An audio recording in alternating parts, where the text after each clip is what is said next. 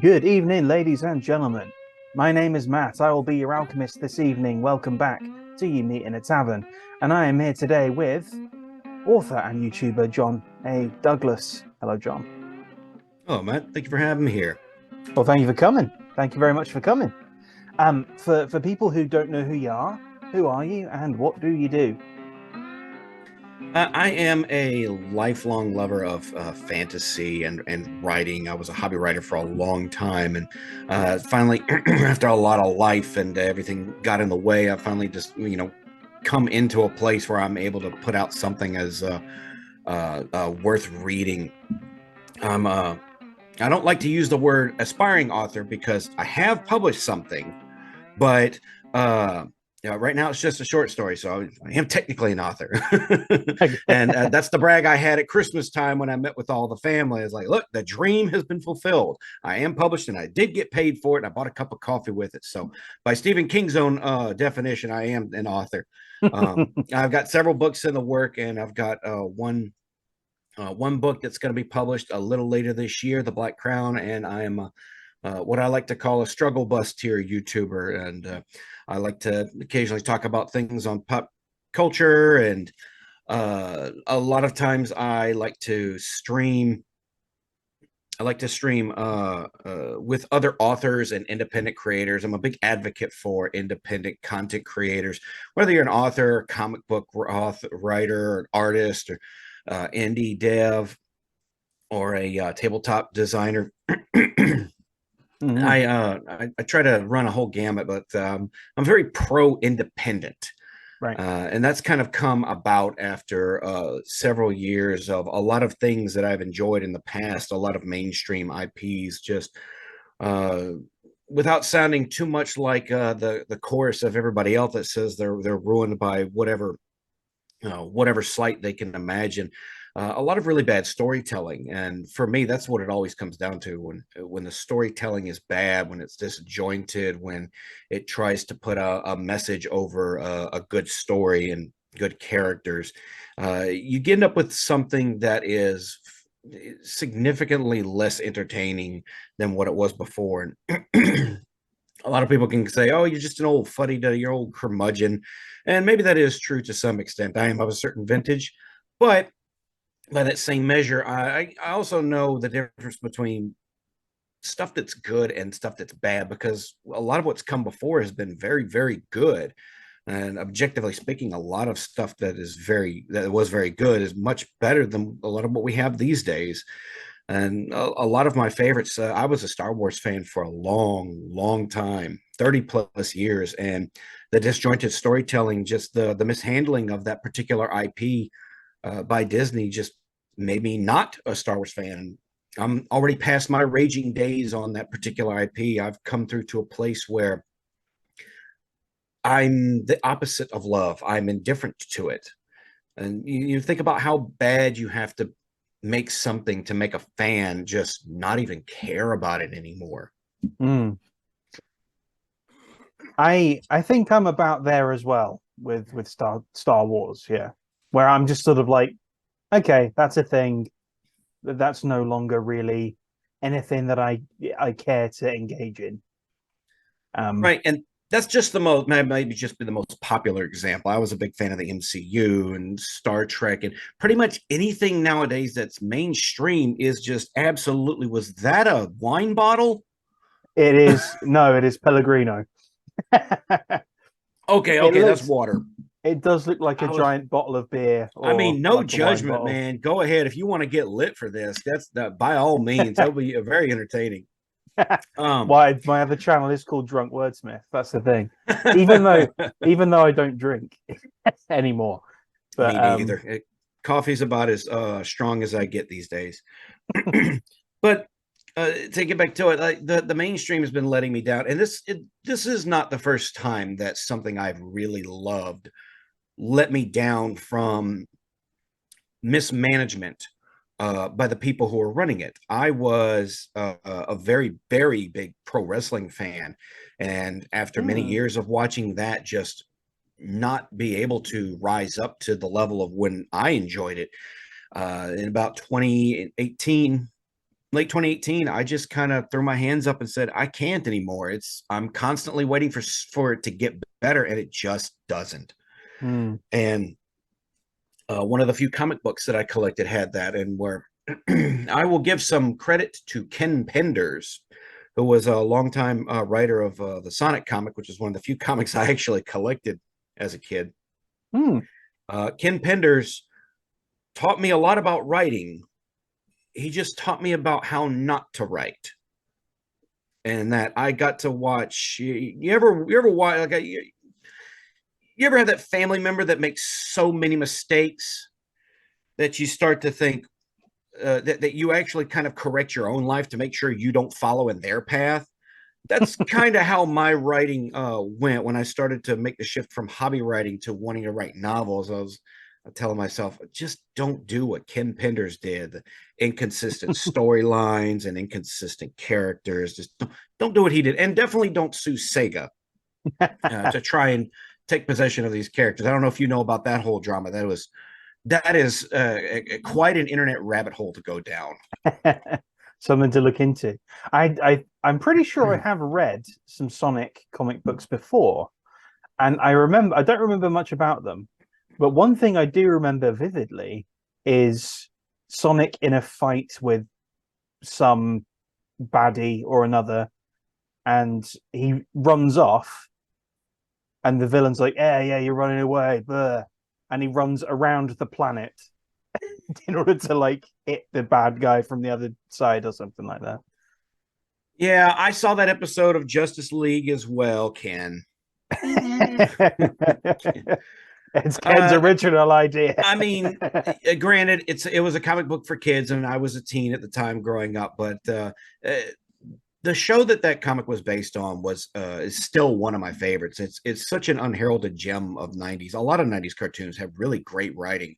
That's where my love for writing really started. Was solid characters, fun storylines, overarching stories, and a lot of things that I apply to my own writing. But uh, Ken just couldn't put it all together and capture that same magic in the comic book form, especially once they started having to shove new characters from the new video games in and new storylines. It just felt it got disjointed. It kind of fell apart for me, and I just fell out of love with it. It was the same thing with pro wrestling, and now here I am with the mainstream Star Wars, Star Trek, stuff that I loved from yesteryear is just objectively not as good.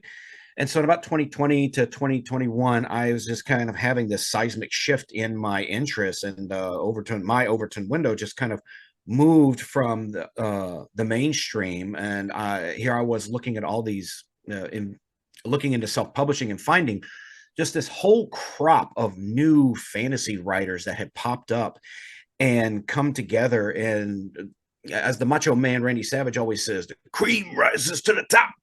And really, really fantastic writers were now in the indie space for fantasy, which was always my biggest love, fantasy books. And now, and lesser known writers who are also clamoring for attention and fans. And I'm like, these billion-dollar companies don't deserve my business anymore, because they're not good stewards of these stories and these characters that they're making money off of. Indiana Jones 5 just flopped. The Flash, how many Flash fans were waiting so many decades for a live action Flash movie, and what do they get? They get Ezra Miller's Flash in a Flash storyline that should have been like 5 movies down the line. That flopped. A lot of these movies a lot of Hollywood is just floundering these days because they don't know what they're doing, because it's not run by people who are actual fans. The Witcher season 3 just came out, and it is floundering because they ran off the star of it, because they want to do their own thing. They don't want to stick to the lore, and they don't want to respect the fans. They don't want to respect the source material. But indie fans do. And that's the big difference. And that's where I sort of latched on. I said, these indie authors, these indie comic creators are clamoring for new fans and like-minded individuals to grasp onto what they're doing and buy it, help spread the word about it. And that's something I take to heart. I have this, I have a philosophy that I've kind of sprouted up around. It's one of the most evergreen examples I refer to on my channel is uh, the New Gold Standard. Is a video you can go look into my channel.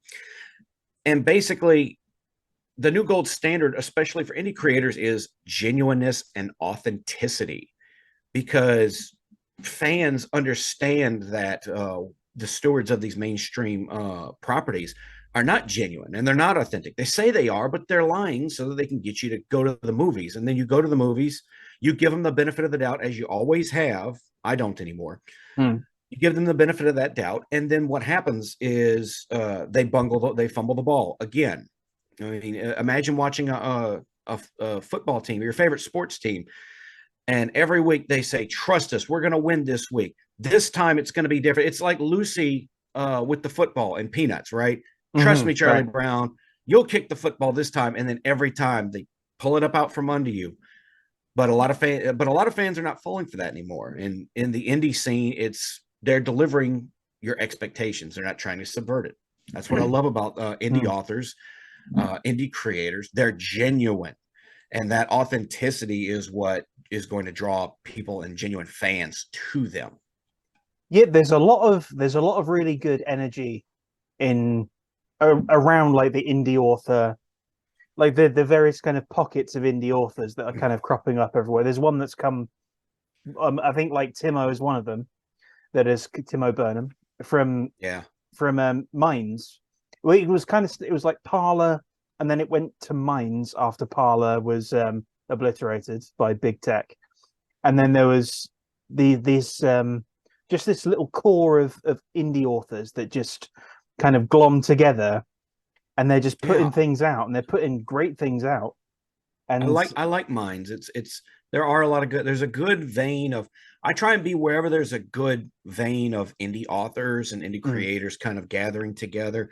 And there's been a couple of sites that I've kind of jettisoned off of. Like Parler's one example, and nobody's on Parler anymore. And yeah, I was there was a lot of folks on Getter, and I'm actually thinking about dumping Truth because it seems like there's not a lot of folks left on Truth, and mm, it's not really worth quite staying there if there's not a significant amount of people to actually talk to and interact yeah. with. But the problem with these new sites that crop up is that I know exactly especially what you're these going to say. days, is they are just very, very politically focused. Yeah, they And become a political echo chamber. there's not enough, there's just not enough creativity. Like Parler broke that somehow. Like a lot of my first foray into properly reading indie authors, because I basically only buy indie books at this point. I don't really engage in the mainstream all that much, unless it's like a classic, unless it's something where I'm like, okay, I keep hearing about this, and I just got a bunch of Elric books because I hadn't read Elric. Yeah. I'm like, okay, I from what I've heard about this, from what people have said, like Razor Fist, I think talked about Elric, and I was like, that sounds really cool, and I want to give that a shot because it just and things like Lovecraft and all of that, like the things you can just kind of pick up that are timeless Yeah. stories. It's There's I would say about 90% indie, but there are some good authors that are still kind of hanging around the trad pub scene, mm, and them definitely I still like to check out. But a lot of the gamut that comes out of the big five publishers these days is very much books that are written by a demographic by committee for demographics. They're chasing trends, and the trends is whatever's populating a lot of people's Twitter profiles. mm, And a lot of people have this. I think I had this attitude too. The thing that's held back the self-publishing the most is not even something that's their fault.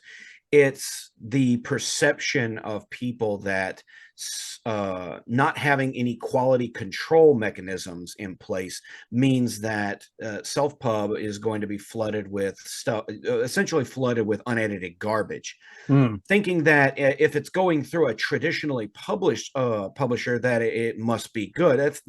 That's all a fallacy. mm, It not doesn't mean that they're good. It just means it's good enough in a lot of cases. And I've read some trad pub books that were edited badly and not even very good. mm, Friend of the channel and fellow kind of book reviewer, Crimson Rogue. He just put up a 7 hour review of Lightlark, which was a book that was traditionally published, but it was traditionally published by a girl who was very, very popular on TikTok. And you could I've tell that heard of this. Yeah. you could tell just from, I'm only about 3.5 hours into it. It's so long, but like there's so many inconsistencies and it's just badly written, but it was traditionally published. So obviously they were just trying to publish this to piggyback on her popularity on TikTok. And you Mm. know I mean, a lot of uh YouTubers do this. Like a lot of they just you'll find YouTubers at a certain level will go like, I'm going to bring out a book now because it might be some extra revenue, or it might be something I can put out to patrons and things like that. And it's a little hard, isn't it? Because it's a very interesting dynamic when people who are traditionally known for, like, people who are used to being the critics of books, decide that they're going to jump into the foray. Sometimes it works, and you would like to mhm. think that they would know better than anyone where to avoid a lot of things. But when you get in that creator spot, and you're just like, you know what, I'm going to write this. I don't care if it doesn't make sense. It's I Mm. want it in there. I think Critical Drinker is a good example of that, but apparently he knows what he's doing. By the other I've end of not that, read any of his stuff. I I haven't haven't picked up either. any of his yet. I'm not a big military shooter kind of reader, but I would definitely probably look into it at some point if I felt like change. I'll read anything, Mm. honestly. I love reading, but if I was going to switch up and read like a military shooter, I'd probably read one of his because it sounds like he's Mm. definitely knows what he's doing with it. I think he's got the And horror thing out as well now. I have no idea. I have, I I don't know if it's horror. It might be another military style thing, but I'm not. Yeah, I'm not entirely sure. But I know like Shadiversity put out his book and is putting out more stuff, and obviously there's yeah. I guess the big The, very successful example the is opposite ISOM now the put out opposite by end of that spectrum, you've got someone like, say, Linkara, who's been around for a while. He made his whole popularity on YouTube about reviewing bad comics, and but when he actually put his effort into making a comic, it was terrible. And probably one of the most egregious oh examples of on tonight's episode, the writer's barely hidden fetish. It was, I was a writer first, though, and I don't even like to call myself a critic. mm, I just like to talk about books. So when I get books and I read them, you'll notice in my book reviews, I don't even really give them a rating, right? yeah Because generally speaking, most of what I read, I do enjoy. It's just, what do I enjoy it for? Um, I would enjoy each one of the authors that are up here on my bookshelf for a different reason than I would enjoy another author on mm, it. Like Daniel T. Jackson and Jeffrey Spate, they both write epic fantasy, but they write it very differently. And I would enjoy them. It wouldn't be favorable for me to say, well, one's better than the other, but based on what are they doing? Daniel T. Jackson does really good characters, whereas Jeffrey Spate does really good action and adventure. I'm enjoying them for different reasons. So mm, doing like a blanket 5-star or 7 out of 10 review, it just doesn't make sense to me.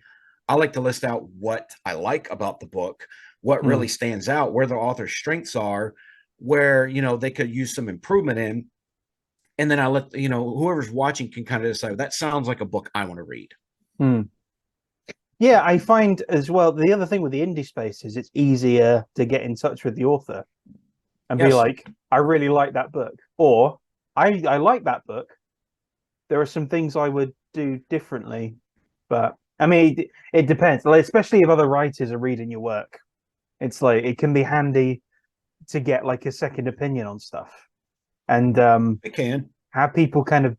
You can also have people like beta read a lot easier. Like I did that with another author at Leslie Shue, who does who writes fantasy, sort of romantic kind of drama fantasy. Um, her books are very difficult to describe. They're very good, but they're difficult to describe. And we each kind of beta read our fourth books in our series, and yeah, it was good. I think it definitely made my book better. Hopefully, it made hers better. Um, but yeah, it's a good It's a good thing people can do for each other. That's the thing that indie authors and indie creators really need the most. They need fans, and they need fans who are not just, like, oh, I'm buying this because I support an indie author, or Mm, kind of a pity buy almost. But people who read it, enjoy it, and want to talk about it.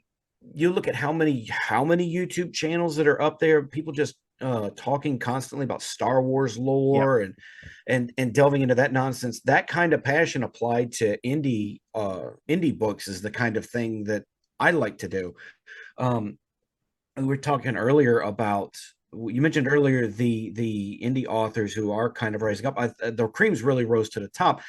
The authors that are really standing out in the field are the ones that have put the most care and attention into their books. They've and yes, it's not cheap, but the ones who put in the money to have them edited, have Mm, maps made, have really gorgeous cover art made, they're the ones that are standing out the most, and these are the rock stars of tomorrow, if you ask me. And there's mm, already been some self-published authors who have broken through and gotten mainstream traditional publishing deals. And I think the traditional publishers are going to start doing that a little more. They're going to parse through and see who's the most popular, who's putting out the really good stuff. I think mm, guys like Ryan Cahill are going to end up doing that at some point.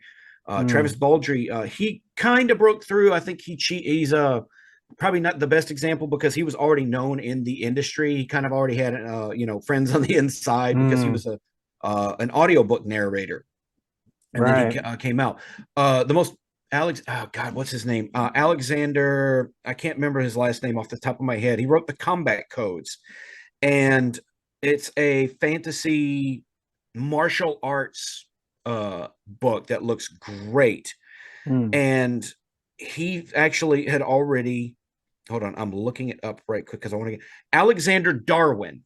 mm, He self-published his martial arts fantasy book, Combat Codes.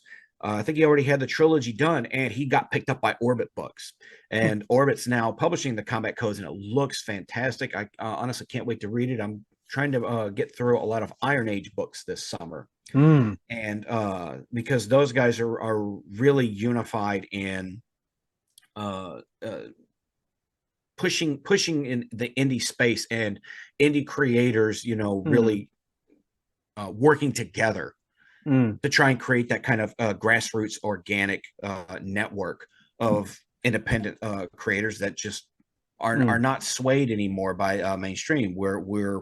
We're publishing for each other, for our audiences, and just eschewing the mainstream as much as we can.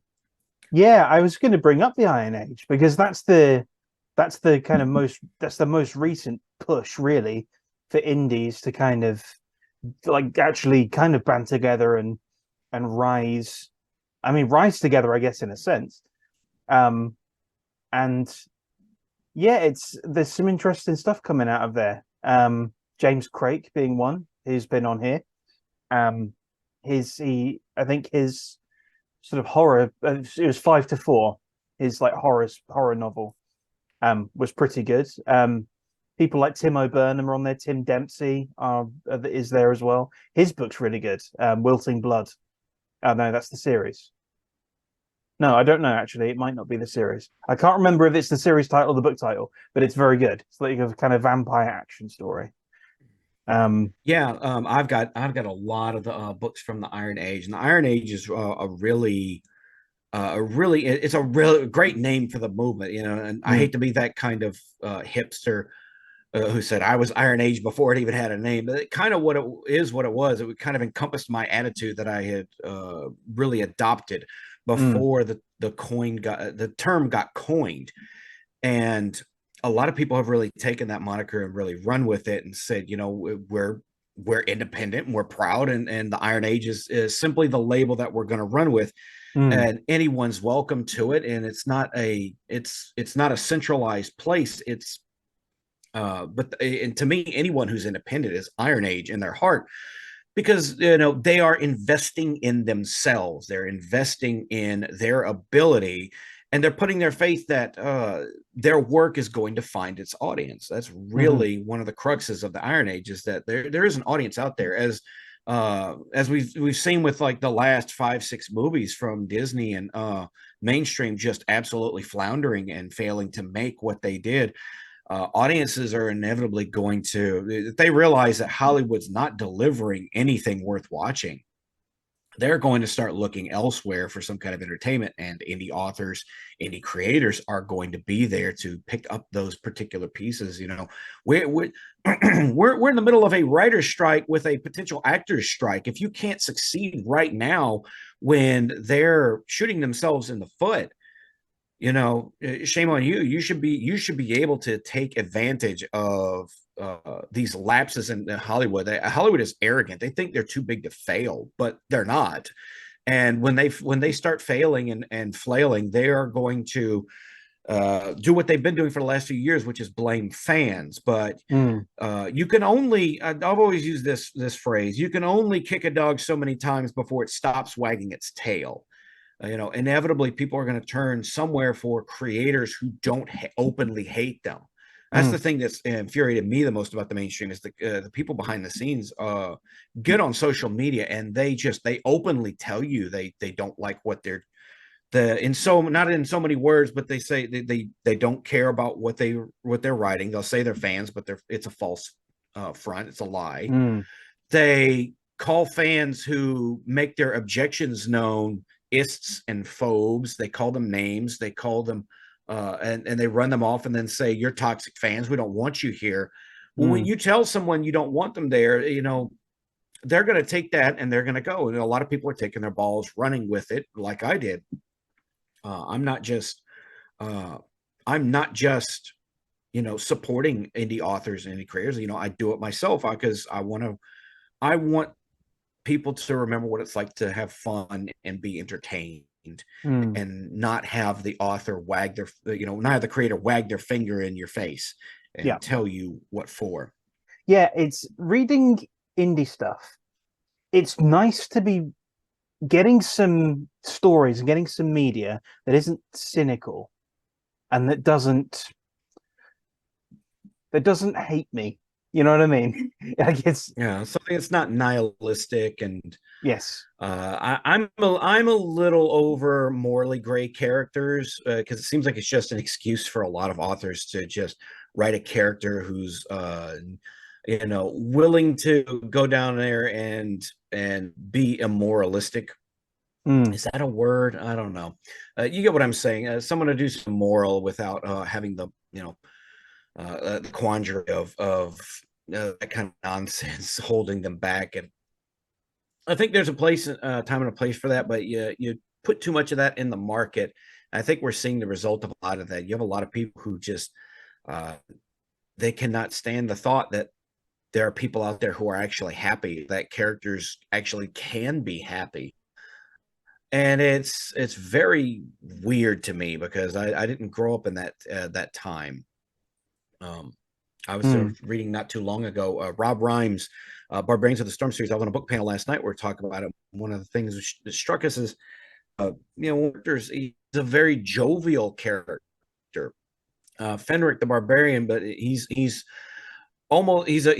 so on the nose for the barbarian trope that he's almost a parody, but he didn't get saddled with like some tragic story, some tragic background or anything. But he's dour and he's not grim about the state of the world that he's in. He has to constantly fight. He's happy. He's jovial. He's fun to be around, and that's what really makes him stand out. It makes him the standout character of the entire book series. Mm. Yeah, it's I there's something to be said for another thing is like romance. I miss a bit of romance that isn't just purely based on like lust.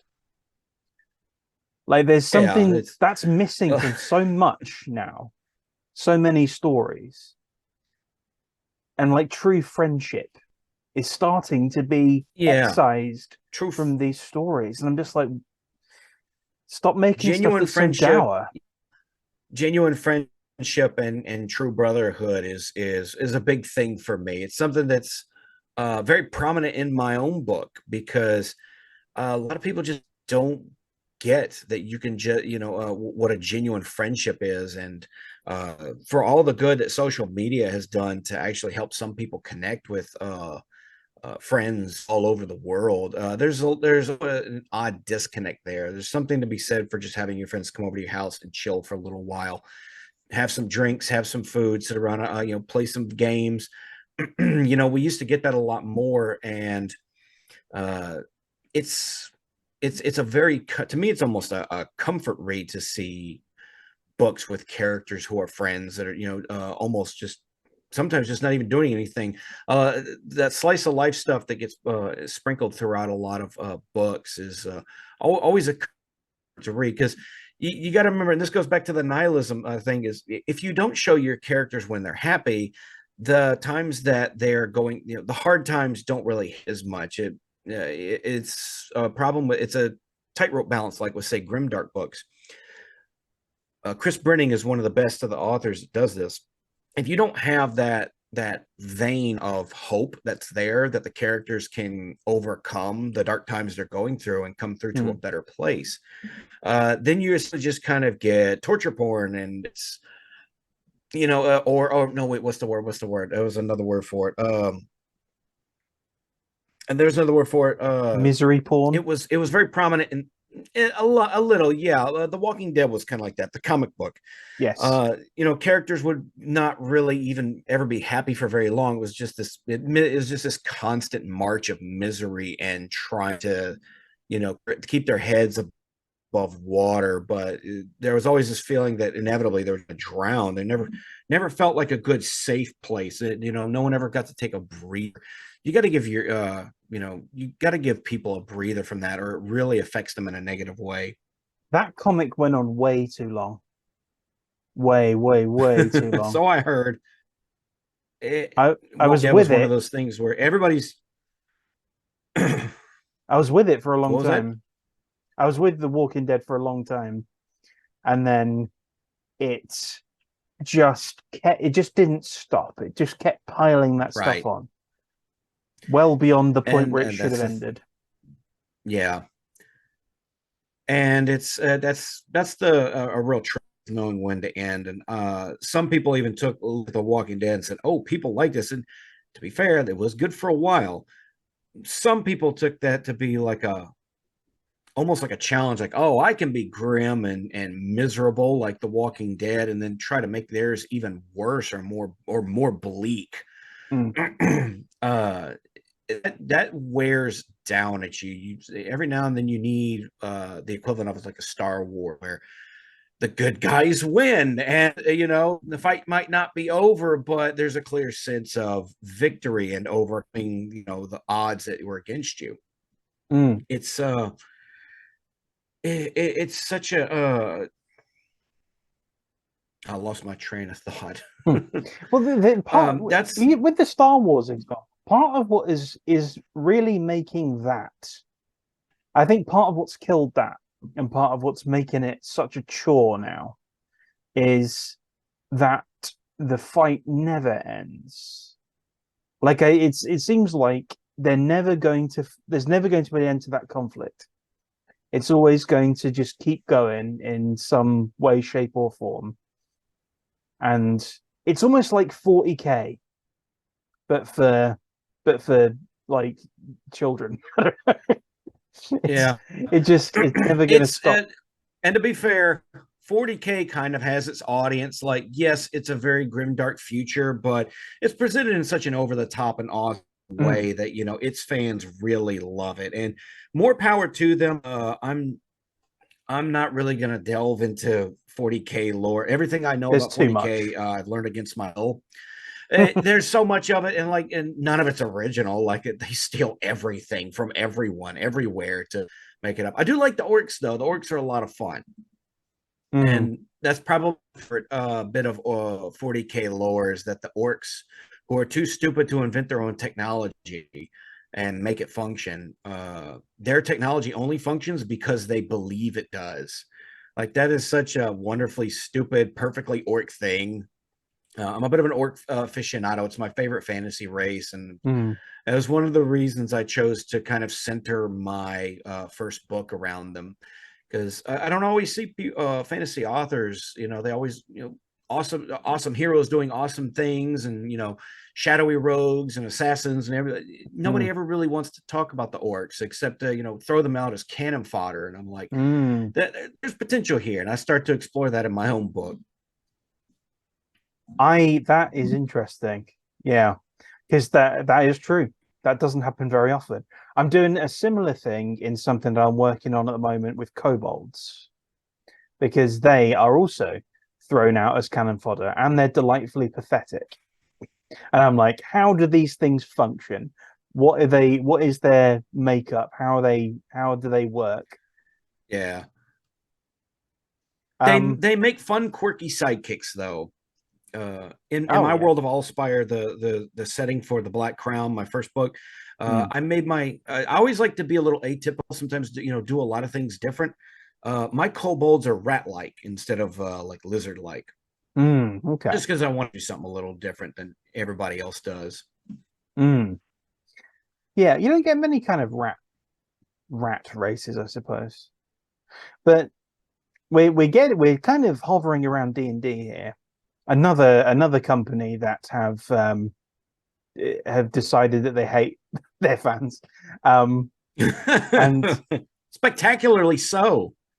yeah, in It's a it, it's been something else to see. yeah. And I notice you But hey, have it's their money to lose. it is, and they're gonna lose it, but I noticed the Starfinder box behind you. Ah, yes, it's Hmm. I really like Starfinder. I was a late bloomer into the tabletop gaming scene. My mother, when I was a teenager, I was in the perfect spot to have gotten into it. Mm, I was like growing up as a kid in the 80s and then as a teen in the 90s. I was in the perfect spot to have been a D&D fan, but two things held me back. One, I really didn't get how tabletop games functioned, and I mm, didn't have anyone who I knew who played them, so to explain it to me.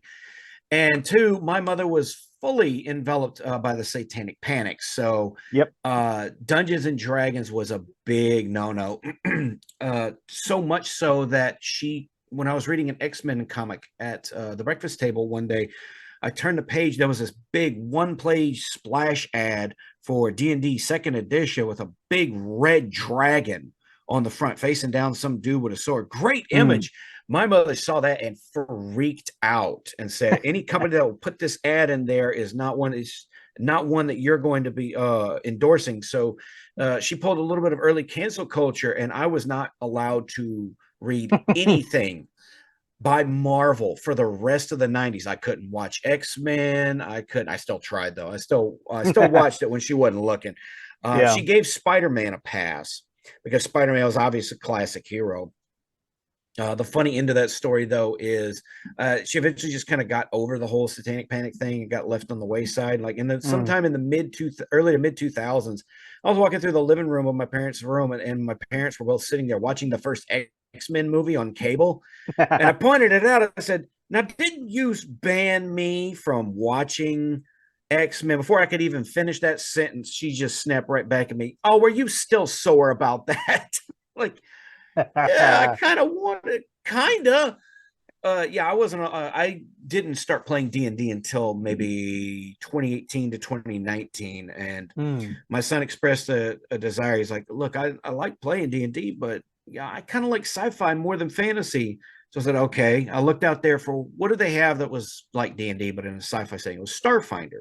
Mm. Once I bought the starter set for him, and I learned how to DM for it, and I was like, this is a really good system, and more Mm. than just a good system, it is a really really good lore. I like the lore for Starfinder and the worlds that they have. It's a lot more Mm. in depth and more interesting than the lore that they have for Faerun, which is the typical setting for D&D 5e.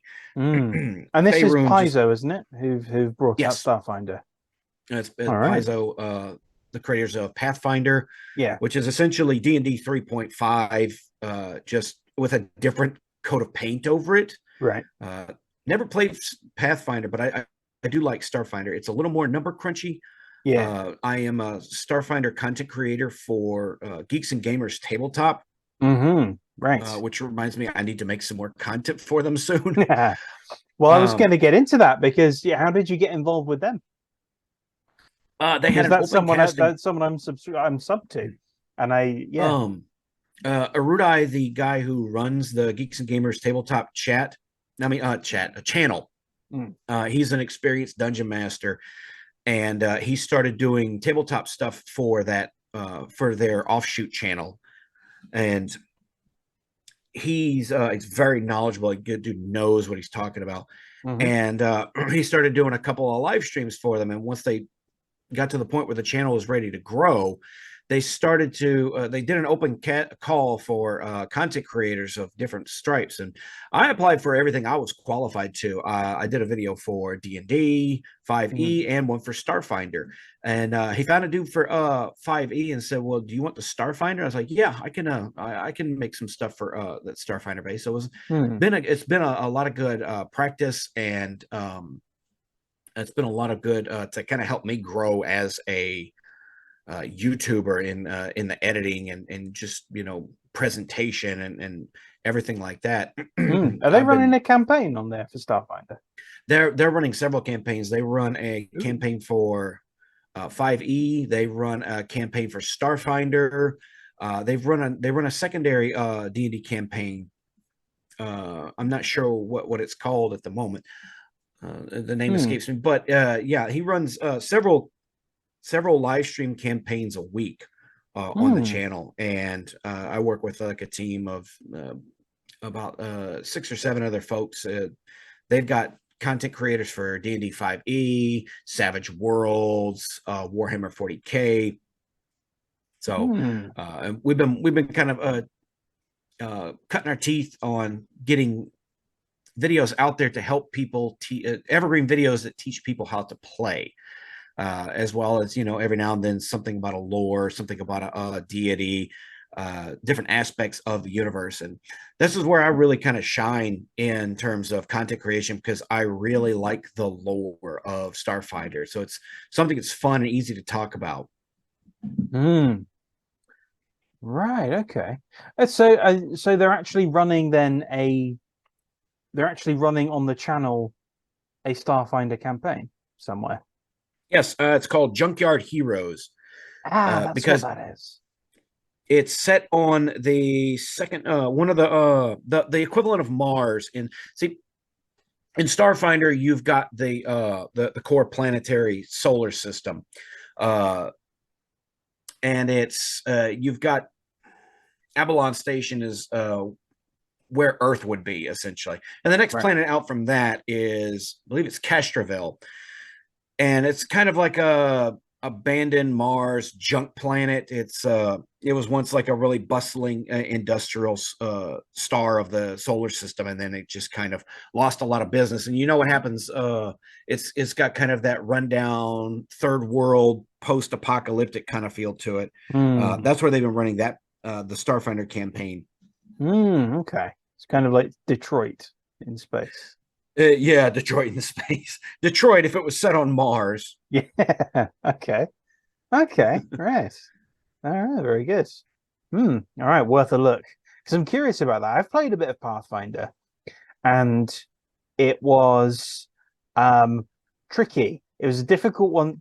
Jumping from 5e into Pathfinder was Yeah, just like, okay, it's this is a lot less forgiving.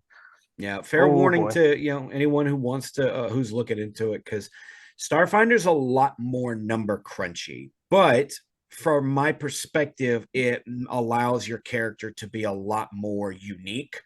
Hmm. Whereas in like D&D, you have your class and you have your race, right? Hmm. That's usually what you stick with. They add another layer on top of that. You have what's called your theme, which can be, and they add new themes all the time. It really, what it does is it gives you an extra point to like a very specific skill, and it can take away points from very specific DCs based on the kind of character you're playing. So it really allows you to make a much more customizable character than in D&D, because you can create someone who, a human who is also a space pirate, but their theme could be bounty hunter or ace pilot or corporate agent. Mm, And you get unique stuff that based on what you're doing, because you're kind of playing your character more like what your theme is rather than your mm, race and your class. And you even have like spots on the skill block that are blank, where you can kind of talk to your DM and say, hey, my guy's like really good at cooking, so you can kind of add like a little extra there just to give them even mm, that much more flavor. I like that. Yeah. So you can actually really fine tune your character and really Yes. personalize your character. That's something that I don't like in Pathfinder, is that it is way more limiting than D&D, at least in the character creation stuff. I like the character creator and how it kind of sets up and how it's balanced, but there's just that little bit of, it's not anything where you can be quirky. You can't be quirky in Pathfinder. If you're quirky in Pathfinder, you die really quick, as I found out. Uh, Correction, it's not Castroville. On the live stream, they're on Akaton. That's the name of the Right. planet. It escaped me for just a second. Mm-hmm. All right. Yeah, because I'm involved in a sci-fi game, run by a guy called MSR Thadian, he's running his own system called Reborn in Power, and that's a D12 based system, and that's also a kind of sci-fi sort of high adventure kind of space opera style thing, and that's a lot of fun. And I'd really like to kind of switch my tabletop brain kind of more over to sci-fi, just for something a little bit different. It's got to be better than Spelljammer, because Wizards of the Coast bungled that badly. That and Dragonlance, I kind of noped out of those releases, because once I found out that they didn't not only really didn't credit the original creators of those systems, but Ooh. the original creators didn't have anything to do with it. How do you release a new Dragonlance module and not have anything in there by Hickman and Weiss? Like that's unfathomable to me. Like, to me, Well, that's it. I don't That's think arrogance. I don't think they even credit the guy who created the Forgotten Realms now. And that's a shame. And that's they want to stand on the shoulders of giants without acknowledging that the giants existed to begin with. And to Mm, me, that kind of smacks of arrogance, of saying, hey, we're the ones in charge now. We're not gonna credit the people who helped make it, and or cater to the fans who helped make it popular to begin with. mm, That's where the Wizards of the Coast is kind of at right now. They're banking hard on all their future money coming from an audience they're catering to now, and ignoring the players who played it in the past. I mm, think, and from a business perspective, it almost does make sense, because how many old school players are actually playing 5e or gave 5e a shot? A lot of them that I've come across, most of what they do is complain online about how they don't like the new well, system. And that's actually been the case for D&D for a long time. Before I even played D&D, all I knew, the thing I knew about it the most was that it's fantasy based, and every time a new edition comes out, the people who like the old edition don't like the new edition. They've been doing that for a long time. yeah, And 5e was no exception, which is a shame, I think, because 5e is a really good system. It's really fun. It's easy to learn. yep, I, as a dad, like it because I can actually take different settings and just kind of reskin 5e for mm, home campaigns. I've run with my kids. I've run like a regular D&D campaign.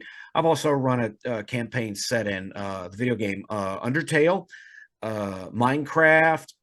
mm, We're actually in the middle of a Mario campaign at the moment, which is a lot of fun. mm, nice. Yeah, I got my start with 4E, um, You and poor soul. oh god, you've no idea. It it didn't really grab it.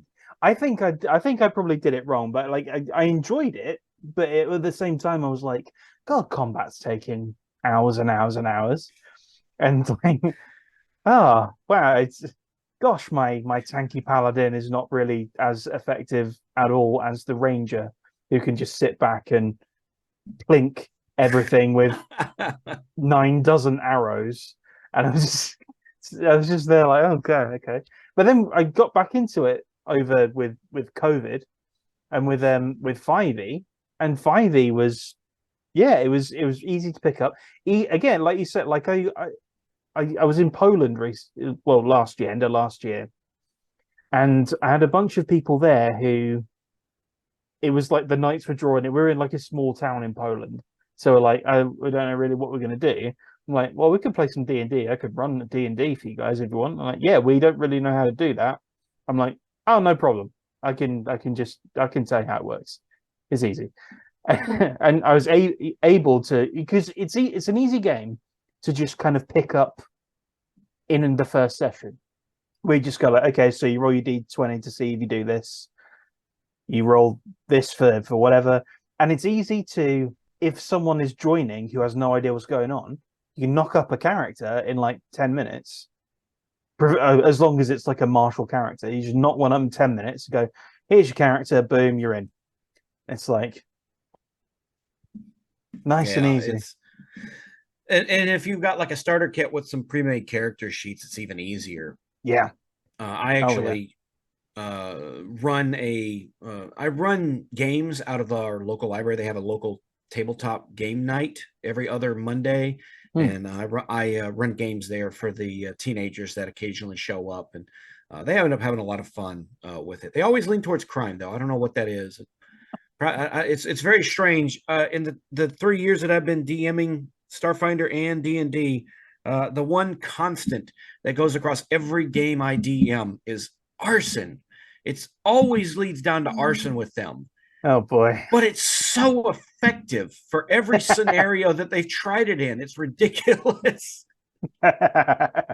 So we're doing arson again. Yeah, we're doing arson again. Okay, fine. The barrel's full of flammable liquid.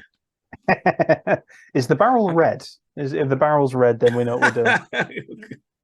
Operate on some video game logic there. No. You open it up and it's full of turtles. Try blowing that up. Okay, they throw the turtles. Gosh. Now I got to figure out snapping turtle bite damage. Doggone it. Bludgeoning and piercing. I can't win. With the snap? I can't win. Arson's just easier. Right, it is.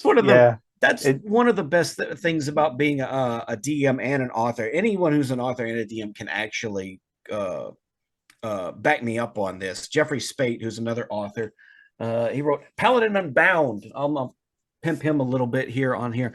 It's a very, very D&D inspired kind of adventure book about a half-orc paladin named Umar the Peacebreaker. He's a D&D DM, and it shows in his writing. Indie guy? He can confirm this with me as well.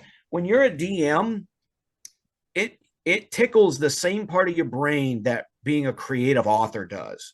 When you're coming up with stuff as an author and as a DM, it's the same vein of creativity, and you're like, oh, I can do this, I can do this. This will be a really cool twist. And but it's always fun to play, and no matter how much you prepare, your players are always going to come up with something you could not account for. Yeah.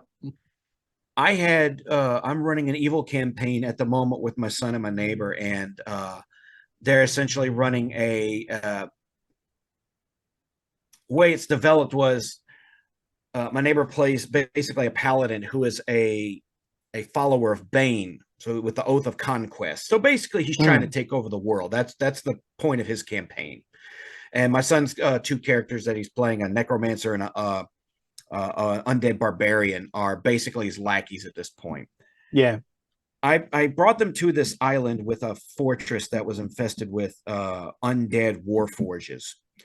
And the object was like, here's a cool fort. Obviously, they're going to want it as their home base, right? But my thought process was, I'm going to put it there, something they want later, and they're going to have to go find the wizard who can get them into it and clear it out and then have it. and I designed this fortress like it's got a 20-foot long moat at the bottom that's haunted. It's got 50-foot tall walls that are sheer that you would need like a 30 DC to climb. A magically sealed front door. It did have a secret entrance, but they somewhere on the island that was on, but they didn't go look for it. Hmm. And as soon as I described this as being very hard to get into, like they shouldn't be getting into this at level 3. And I didn't account for it. My players just said, okay, how high are the walls? 50 feet tall. Okay. I go into the woods and I chop down some trees and I build a 50-foot ladder. And I'm like, damn it. Damn. Yeah. I didn't account for that. So they built the ladder and they got to the top. And there was a part of me that was wanted to be like, okay, you get up there and there's a monster to fight. But then I thought, like, that's just mean. Mm. Don't punish your players for being more clever than you. You're presenting them with an obstacle, and if they figure a way around that obstacle, that's what they're really there to do. You're not there to be a permanent impediment to them. So they ended up going in, and they kind of got into a part of the game they weren't supposed to be in at that point in time, and they cleared it. And it's already there. It's their fort now, and now they're going after the sorcerer that should have been able to let them get in. So that'll be interesting, and I love little stuff like that.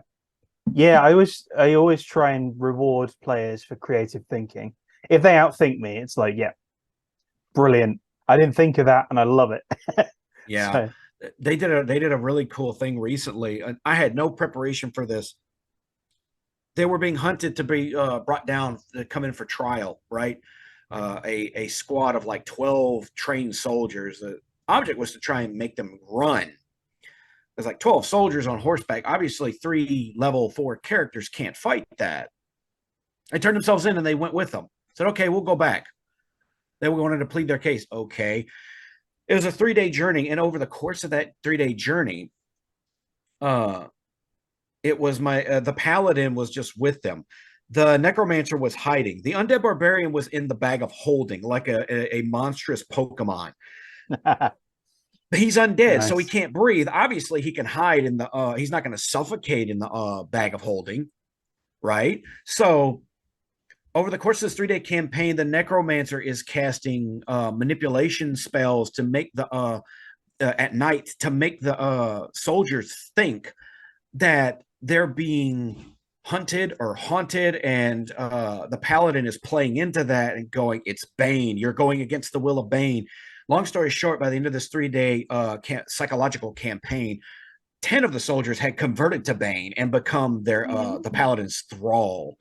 And I'm like, this is the best thing I never prepared for. And that's one thing I love about tabletop games the most is being able to roll with this kind of thing. I don't know if it would have rolled like that on Critical Role, but hey, I'm not Matt Mercer, and I'm a little more loosey goosey in that way. It was fun, and that's really what I think tabletop games should be about the most is the fun of playing it. See, you see, especially some of the old school guys get a little too up their own back ends to about following this obscure rule and instituting very specific conditions about playing. Like, man, I'm just lucky if I got 2 hours to play a week, and I don't want to spend that time playing imaginary Tetris with my imaginary inventory, or some mundane minutia like that. Well, it's so flexible. Yeah, I mean, you can kind of, and also it's a great avenue for telling whatever story you want to tell, and also it's a great, I think, something that Wizards of the Coast didn't necessarily realize, and I don't know why they didn't realize it. Probably because they're not fans of it. But they didn't realize that people don't need their material in order to play D&D. You can create. It's a framework that you can use to tell any story you want. Yeah, I've got my 3 main books up there, and with that I can endlessly replay as many different kind of campaigns as I want. And I think they kind of know that, and they're kind of more catering towards more online kind of experience. But I really do think you, as fun as those probably can be. I haven't played online D&D. Mm, There is something to be said for you sitting around the experience of sitting around the table and playing it with your friends mm, and the enjoying each other's companies. Harkens back to that discussion we're having earlier about friends in real life versus the online friends that you make who live in Narnia where you can never go see them. right. And it's D&D is very similar. I would not. I've had a lot of really great memories made playing D&D with my kids, and that's all at the table. And you don't get that same thing. And if they're banking on more of a video game experience, that's a very different audience, and it's going to end up making kind of an interesting dynamic split. But the indie tabletop scene is just as easily thriving, and a lot of people are very eager to kind of give the boot to Wizards of the Coast based on how they act and how they've acted in the last few years of more or less virtue signaling that they don't want the business of a lot of fans that they've cultivated over the last Mm. few years. Yeah, it's I've mentioned this before, but I see it as shithousery. I don't know if that's a thing that exists in the States, but it's sort of a British Never heard football the thing. term, but I can kind of infer what you're talking about. Yeah, so it's like it's I think it's come out of British football where you have a player on the pitch that is intentionally there to kick people and provoke people and get into like scraps and get people mad and get people sent off. And it's like they are the shit house. They are engaging in shit housery. And that's what I see a lot of this kind of posturing as. It's just shit housery. And this is like Phoebe Waller-Bridge is a shit house. That's what she is. She's shit housing. It's all it is. And and Wizards of the Coast are the biggest shit houses at the moment. And it's Kicking up just dust to try and gain attention, right. operating on the notion that no press is bad press, but it's not true. A lot of bad press. You're starting to see a lot of chickens come home to roost with years and years of bad press and belittling or kicking fans to the side, and Mm, a lot of creators more or less telling fans that, hey, if you don't like it, we just don't need you. Go watch something else. Well, a lot of right. fans are starting to go watch something else. At some point, when the money starts to dry up in a lot of ways, they'll never own up to it and say, "Hey, we made a mistake. Please come back." Mm, They'll still blame fans, and they'll try and go, "Well, markets have changed. It's fatigue. It's this. It's that." No, yeah. it's you. You're the problem. Yeah. Well, you're absolutely right when you say that the currency now is authenticity. And it's That's once you see that the authenticity is not present in a lot of the mainstream and in a lot of Hollywood, then you notice how ugly it really is out there. And then you go like, yeah. I want these people over here, they seem cool and they mean what they say and they say what they mean and they write stuff that they're passionate about and they're not telling me that I'm a bastard. So like obviously you're going to gravitate and I'm they not and going to they not call. they haven't forgotten how to tell a story. Yeah, I'm not going to tell anyone who wants to read my book, oh, you're not the right kind of fan for me. I don't want you in my fandom. You can read my book if you want, and I hope you enjoy it. And if you didn't, I thank you for taking the time Mm, to stick with it and find out. I'll always accept criticism and critiques given in mm, good faith. And if somebody just mm. reads and says, I just didn't like it, I can believe that. I can accept that perfectly fine because it's being done in good faith. And, Yeah. somebody who is only is noping out of it because they don't like you as a person. Well, that's you were never a customer or a fan to begin with. So, Mm. Yeah. So well, and I'll get you next time, maybe. yeah. Yeah. So, thank you for playing. Yeah. So let's get on to the book that's coming up. So how far along are you in that process? I've got the book. The book is more or less finished. It needs one more good polish pass. took a long time to get to a point where, and a lot of half-finished books and good ideas that were not great once the process is done. Writing is like anything, you've got to do it for a long time before you get really good at it. And I've had a lot of good book ideas, but Brandon Sanderson, I think, famously said that he wrote like 14 books before he was actually published. And I think the results kind of speak for themselves. Like he obviously knows what he's doing. He's doing something right, that's for sure. Yeah. And he's not, I think, pretty much the top author in the field at the moment. I'm not counting George R. R. Martin, because he finished that series. He's dead to me, as far as I'm concerned. Well, That's a we know where discussion he's for. going with it. Yeah, well, he's not going anywhere. He's taking his money and he's going back to his house, and he's pretending to write. He's been pretending to write for 12 years. He'll write anything but that next book. Sorry to tell a Song of Ice and Fire fans, we're not going to see the end of that series. We might see Winds of Winter, possibly, but we're not going to see Dream of Spring. And I honestly believe, at the way he writes and how much he has to cover to get to the end of the series, I don't think he could do it in 2 books, even if he like set his mind to it. Given where the books last left off and what has to happen for him to get to the end of the series in 2 books, you're going to have to employ a lot of cut a lot of things. And there's more stuff in the books than there was in the TV show that still isn't addressed or touched on, and it's too much, I think. I don't think he's going to finish it. I really don't. So I kind of washed my hands of George R. R. Martin. I kind of did a very similar thing with Patrick Rothfuss. I'm not even going to start his books until I hear his trilogy is actually finished. That's the thing when you're writing something that big, is actually getting to the end. Like my fantasy series was 4 books.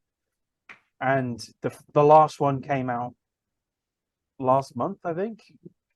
And yes, last month, because we're now in July. And the weight lifting is just like, it's done. It's been going for 10 years or so, and it's finally just. Yeah. I've been saying this a lot on other streams, that several of the biggest complaints about the fantasy genre are generated by a very small handful of authors. There's fantasy readers who will say, I'm not going to pick up books unless I know the series is finished. That's just 2 authors that are responsible for that, Rothfuss and Martin, because their popular series are not finished. And the other one is fantasy books are filled with bloat and a lot of meandering and time wasting. I find a lot of that really just comes from people who don't like Wheel of Time, because I've read you see a lot of, and that's famous for being very indulgent with his narrative. And if that's what you like, that's cool. But a lot of people prefer something a little more straightforward, and they don't want a series that's 10 books long. And I can understand how they feel, but I think it's unfair to saddle a lot of fantasy authors with these kind of reputations based on just a small handful of very popular authors, right? That's not fair to them. I'll read your series even if it's not finished. So but well, mine anyway. Is now. But so yours is yours a standalone, or is it going to be part of a series? Mine will be part of a series. I created not so much just a book, but really the start of a setting in which I can put different books in different locations. Ones that do not necessarily require you to have read the other books. They might be complementary of each other, but I'm always going to be aware of trying to make sure that because I've like the sequel that the book that I'm working on right now is book 2. Book 1 is The Black Crown, and it's set in one part of the continent of Evergrad on the world of Allspire. Book 2 is called The Lionheart, and it's a superhero fantasy story that's set in a completely different area, happening concurrently. And you don't have to have read The Black Crown to read The Lionheart. It's they're complementary of each other, but they are not required. So it's 2 separate entry points into the same world is the way I look at it. This is what I did with my sci-fi books as well. and this is a this the setting is something I can create a kids books with, or a different kind of like an adventure over here that's not related to anything. Maybe I could throw in some cameos here and there, and that'll be cool, but not necessary. So to me, creating the setting that I can work with, that I can make an indie comic out of, I can make a tabletop game with. All these things, I think, are a little more important than, but making just a really good story if it's fun and entertaining. And based on the feedback I've been getting from my beta readers, is really mission accomplished. Nice. For whatever critiques that I'm getting, I definitely am, glad for the positive feedback that I'm hearing, and I think this is going to be something that people who just want to have fun and be entertained are going to really enjoy and feel like at the end of it they didn't feel like their time was being wasted. Hmm. And you say so. This is and this first one is the one that you were saying focused more on orcs, right? Yes, the Black Crown's an epic fantasy adventure. It's a bit of an epic quest. It's got a little bit of a lot of different things. It's got a little bit of some of my favorite elements of fantasy, a little bit of found family, a little bit of political intrigue, a little bit of of friendship and brotherhood, and it's a good epic quest. Excuse me.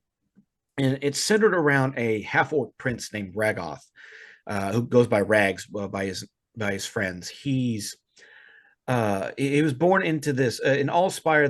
The ruling body is this conglomeration of royalty known as the Crown Pantheon, of which is mostly ruled by elves. There's one kingdom that is ruled by humans, and Ragoth is the half orc bastard son of the human queen. And at the start of the story, he's kind of, the orcs had kidnapped the queen. It's the book starts at the end of a conflict known as the Orc Wars, where his father's people were slain, and the kidnapped queen was rescued, but she was pregnant with him. So he was a bit of an embarrassment for the human king. So he's been living in isolation for most of his 17 years of life. You'll notice when you read my books, one thing I really like is to take a traditional character or a trope and just kind of present an atypical aspect, or an atypical. I like atypical characters. Something that's just a little off kilter from how the kind of character you're used to reading in these kind of settings. Rags is the main character, one of two essential main characters, and he's atypical in that he's a half orc, but he's also atypical of half orcs, because rather than being tall and strong, kind of brutish and lacking in intelligence, he's actually very sharp. He's a bookish, voracious reader. He's got a perfect memory, and he's lived in isolation in a library wing of the castle. So, and he's read that whole library twice. So he's book smart, but he's not street smart. And at the start of the story, events happen, shenanigans, as they are wont to do. And he gets put on a quest to find his father's people in the no man's land of Dreadmore. Along the way, he meets the second POV character of the book, Cortland Lowhelm, who, in many respects, is very traditional of a the farm boy who left home to become an adventurer, but Court got stalled, and he got stuck in a guard's job just to try and make ends meet. And he's finally decided to go off and seek knighthood that he always wanted. But unlike a lot of unlike a lot of farm boys that left, he's not so much in the heroic and good-natured vein. He's a very cantankerous. He's got a chip on his shoulder. He's a very angry and pugilistic individual who's always ready to fight, and he's got he's quick with a sharp retort. He's a lot of fun to write, because he's the exact opposite of Rags in a lot of ways. He's 100% street smart, even if he's not book smart. So they make a nice complementary pairing to each other. Mhm. And along the way, he's also accompanied by an elf named Denny, who is a religious goodwill worker. Denny is a servant at heart, and he's described a lot of times as being useless Mm. because he doesn't have magic, he doesn't have weapons, and he's not able to really help in a whole lot of regards. But he's there. He's moral support, and they realize it's a long trip to Dreadmore, and if they're going to go there, they need help. So um, they hire some muscle to go along, and that's the fourth member of their party is Mora, who is an experienced veteran adventurer, and she's like an arena champion, and she's a former mercenary, and she's kind of down on her luck, down to her last dollar, and she doesn't want to escort a bunch of level 1 heroes going through an adventure, but she kind of needs the money, so uh, she gets kind of saddled with this job she doesn't really want, but she kind of has to take. And so that's where the adventure kind of kicks off, with all four of them, going together in this trip, and occasionally having to go off the beaten path. And if I spill into too much more than that, I get into spoilers territory. And believe me, Mhm. anyone who is even vaguely interested in this is you're gonna want to not be spoiled by the book. I very much promise you that. Mm. Very good. All right. And do you have a release date in mind? Is it Uh, tentative? Just when it's un- done? Unfortunately, I had initially had a soft release date for August the 5th, which was my birthday, and it felt fitting. But uh, I've been in the once I got done with the main writing of the book and sending out the arcs and everything, I had to kind of scale back and go, oh, I don't have a cover, and a lot of the cover artists that I was really looking for were kind of booked into next year, and I'm like, well, I hated to delay it, but he's going to be available in like September, and hopefully we'll get that done. If everything goes well, I'm looking to maybe release in October, have enough everything ready to go. Here, October is it, because the hashtag Orktober likes to pop up a lot, and I'm like, oh, that might be a little more fitting. Nice. And Yes. Perfect. hopefully, I'm not going to promise anything, because just like with August 5th, I said that was barring unforeseen circumstances, and unforeseen circumstances did arise. So, Yeah. but the cover is a very important thing to me, and a lot of fantasy readers will concur. Don't get me wrong, nothing wrong with like a photo bash cover or something you make yourself, or something that's not too hard on the wallet. I understand any indie author getting any cover the way they want. I'll never judge a book by its cover, but that really beautiful, grab you by the throat cover, Mm. that's what grabs me as a reader. Mm. And at least half of the books that I have on my bookshelf are because the cover art grabbed me and pulled me in. And some of the best books that I've read, indie books that I've read, were because I grabbed the cover first. The cover stopped me and made me read the blurb. And I'm like, okay, let me read this. And I'm like, oh, this is one of my favorite books of all time. Mm. And it started with the cover. So I want my cover to kind of have that kind of power Mm. to make people stop in their tracks and go, I want to read this. And orcs don't get talked a whole lot in a lot of fiction. There's a couple books out there that try to do it, but uh, the one of the biggest cruxes of Allspire at this time is the Orc Wars was a long running campaign by Ragoth's father, and it left a lot of half orcs Mm. in its Right. Well, it wake. would. In the book, they're referred to as the Orc-born, derisively called Orc brats. Mm. So there's a bit of racial tension thing there, without trying to get into like a bunch of modern buzzwords there. Right. But Ragoth comes into a world that he finds is not friendly to the Orc-born at all, and it's much different, because for him, even though he's royalty and has to hide that fact from people during his quest, and he comes to see that there's a lot of disdain for him for no fault of his own, both from people who are not orcs, and then when he gets to his own people, the orcs, and find out that they don't really care for half orcs either. Mm. And it becomes the impetus for a really good quest, a really good journey of self-discovery, and what having good friends and true brothers can really lead to something special. And I really hope people, when they read this, kind of put the book away, just with a smile on their face and go, that was well worth the read. That I felt, Hmm. entertained, and a couple of my beta readers are telling me, like, one quote that I had, I'm probably going to put this on the book, is that I have not had this much fun reading in a long time.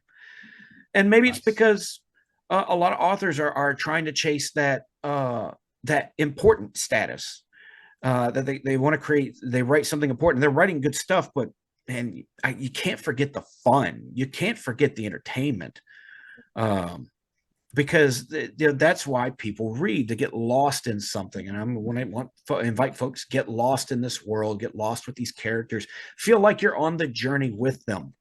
Mm, And yeah, there's a little bit of danger, and you felt like there was a little bit of danger and a lot of fun along the way. nice. Well, I can think of no better place to wrap up than there. All right, so I'll be looking out for that. Look out for Um, the Black Crown, hopefully coming out later this year. You can mhm. follow me on YouTube. Here on YouTube, I'm most prominently active on Twitter as at John A. Douglas, with a 0. I'm also on Minds and Truth, a little bit on Facebook. I got to make a Facebook page at some point.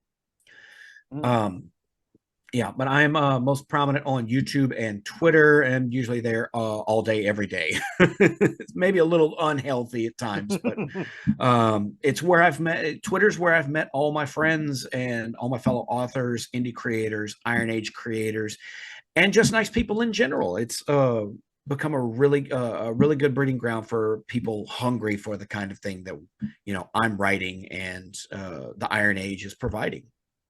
Hmm. Very good. All right. Well, you can obviously find me here on YouTube at the Alchemy Lab, but also now you can find me right about here at Drunk Wordsmith on YouTube, where, as you can see there, I filled it with a thing. It's I've done an audio chapter, sort of a book trailer, if you will, for The Eye of the Universe, which is one of my sci-fi novels. Story of survival and horror and hope against hopelessness and all that good stuff. I still don't really know how to describe that one, but we'll get there in the end.